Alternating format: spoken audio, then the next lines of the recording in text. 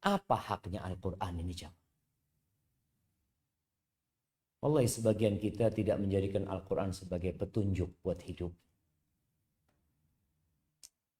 Ya, dia belajar kuliah S1, kuliah hukum umpamanya, S2 hukum, S3 hukum, Masya Allah doktor, PhD dalam hukum. Tapi tidak pernah dia menghatamkan Al-Quran dengan artinya. Engkau tahu Allah menurunkan Al-Quran ini sebagai hukum yang paling adil buat manusia. Bicara hak Quran adalah kau percaya Al-Quran ini kalamullah. Percaya nggak engkau ini kalamullah? Kita sering membaca ucapan manusia, omongan manusia yang berpotensi salah. Kita baca, kita kaji. Tapi kitabullah, kita nggak pernah selesai mengkaji dengan tafsirnya. Sudah banyak kitab yang engkau selesaikan. Ahibati fillah. Ini haknya kitabullah. Allah turunkan Al-Quran itu. Hudan linnas. Petunjuk buat umat manusia. Syahrul Ramadhan alladhi unzila fihi Al-Quran. Hudan linnas. Al-Quran ini surat cinta yang Allah turunkan buat hamba. Karena kita nggak baca. Boleh jadi kita nggak percaya. Kau percaya nggak itu kalamullah? Maka hak Quran adalah kita meyakininya. Ini adalah firman Allah. La ya'tihil batil. Nggak ada kebatilan di dalam. Engkau mau bongkar Quran itu. Mau dibaca dari depan, dari tengah, dari belakang. Engkau tidak akan mendapati kebatilan. Yang ada, wabayinat.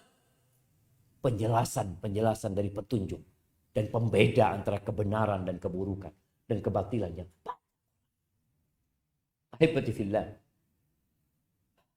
Ada kisah di Bogor. Ada teman. Dia cerita, anak pernah kasih sama Sohib Ustadz Quran terjemahan. Buat non-muslim. Dia kasih Quran terjemahan. Karena dia memang punya percetakan Al-Quran. Dia kasihkan. Ini sama kawannya. Ya sebagai hadiah dia bawa pulang. Tapi nggak dia baca. Nggak dia baca. Sampai suatu hari. Dia lagi punya masalah. Entah dia lagi duduk matanya tertuju kepada mushaf terjemahan. Akhirnya dia ambil. Nggak pernah dia baca. Hari itu dia buka. Pertama dia buka, dia mencari pengarangnya. Apa yang ngarang? Betul. Dia cari pengarangnya. Kok tidak ada pengarang? Penyusunnya nggak ada. Akhirnya kemudian dia buka Al-Fatihah. Dia baca terjemahan Al-Fatihah sama terjemahan awal surat Al-Baqarah.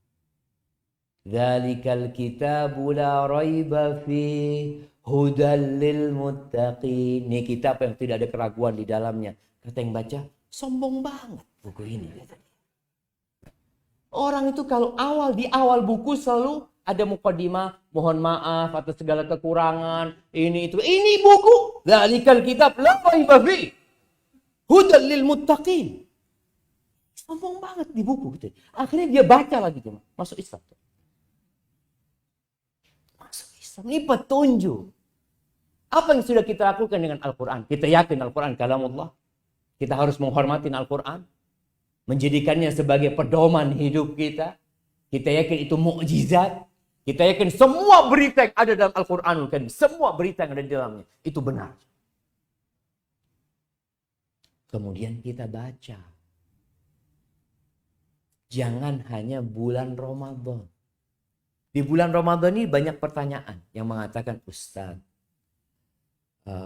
lebih baik mana Ustadz baca Quran sama artinya atau baca hurufnya aja? Anak kadang-kadang tanya, antum sejak kapan baca Quran? Baru bulan Ramadan ini baca Quran. Kita punya waktu sepanjang tahun baca Quran. Dan yang pertama wahyu itu turun, Iqra. Iqra yang pertama.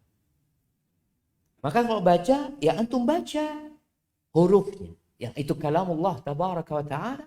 Dan antum baca artinya. Yang di situ ada petunjuk yang kita perlukan. Kalau dahulu orang-orang memang bisa bahasa Arab. Ketika mereka baca langsung paham. Kalau kita nggak paham. Dan antum merasakan.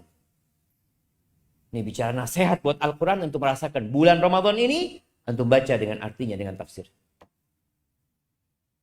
Kata Uthman bin Affan radhiyallahu taala anhu, "Lau tahurat qulubukum ma syabi'at min kalami rabbikum." Kalau hati kalian bersih, suci, kalian nggak akan pernah puas membaca Al-Quran. Kita lihat bagaimana para salafus saleh, Allah, Nabi kita Muhammad SAW, sholat malam, 1 rakaat baca 5 juz. 1 rakaat. Kita 1 rakaat 10 hari tidak selesai. 1 rakaat. 5 juz 10 hari belum selesai. Ini 1 rakaat. Bagaimana cerita Hudzaifah, dia bermakmum sama Nabi SAW. Nabi mulai membaca Al-Baqarah. Kata Hudzaifah mungkin berhenti di ayat ke-100. Ternyata lanjut ya. Kata Hudzaifah mungkin berhenti selesai Al-Baqarah. Ternyata lanjut masuk An-Nisa. Allah. Mungkin berhenti ternyata sampai selesai Ali Imran. Jadi Al-Baqarah dalam hadis itu An-Nisa terus Ali Imran beliau membaca 5 juz dalam 1 rakaat.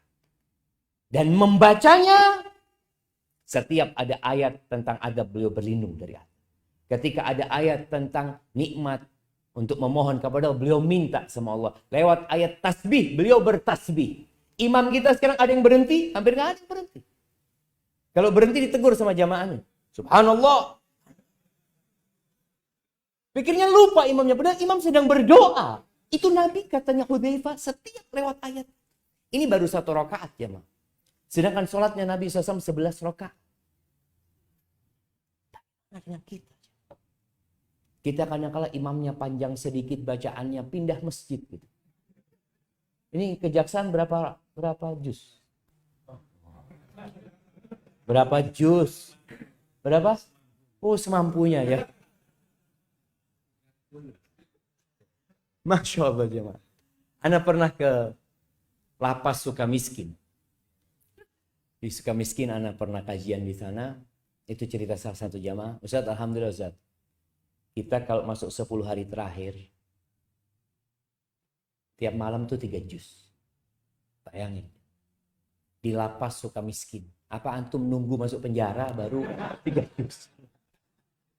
Artinya kita ini perlu dipaksanya. Ini haknya Al-Quran. Kita baca aja. Artinya memang ada orang mukmin yang tidak pandai membaca Al-Quran. Ada. Ya belajar. Belajar. Karena kedudukan kita jamaah nanti pada hari kiamat bukan dengan harta yang berlimpah ruah.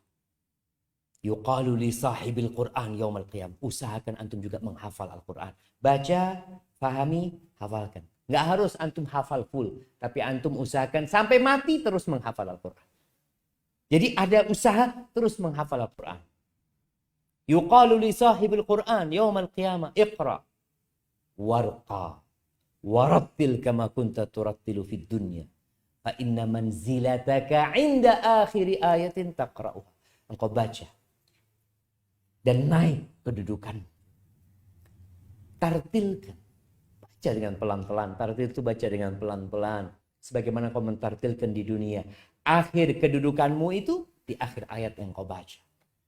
Ada sebagian kita umur 50 tahun. Hafalan Qur'annya tetap seperti 30 tahun yang lalu. Bahkan berkurang. Tidak ada dalam bayangan dia tiap tahun ada 1 surat. Apa nggak bisa? Ini bicara agama itu nasihat buat Al-Quran nih yang Allah turunkan. Apa yang harus aku lakukan dengan Quran ini? Menghafalnya? Iya, kenapa enggak? Kalau bicara kedudukan di sisi Allah Azza wa Jalla. Maka usahakan hafalan Quran kita seperti umur kita. Umur 50 tahun, 50 surat. Waduh. Berat. Berat apanya? 1 tahun 1 surat. Jemaah. 1 tahun 1 surat. Yang umur 37 siapa di sini? Nah, 37 sudah juz amma. Nah, juz amma itu 37 surat. Jemaah. Dan subhanallah. Ketika antum membaca Al-Quran. Dengan memahaminya. Akan bertambah keimanan. Maka tolong yang sudah hafal surat-surat pendek. Secara berkala. Antum baca tafsirnya lagi. Ana sampai hari ini kadang-kala datang buka tafsirnya Al-Fatihah. Baca lagi tafsirnya Al-Fatihah. Baca lagi tafsirnya Qul huwallahu ahad. Baca lagi tafsirnya Qul a'udzu birabbin nas. Kita kadang-kadang, oh Anda dulu pernah baca. Kapan baca tafsirnya Al-Fatihah? Ya, waktu SMA.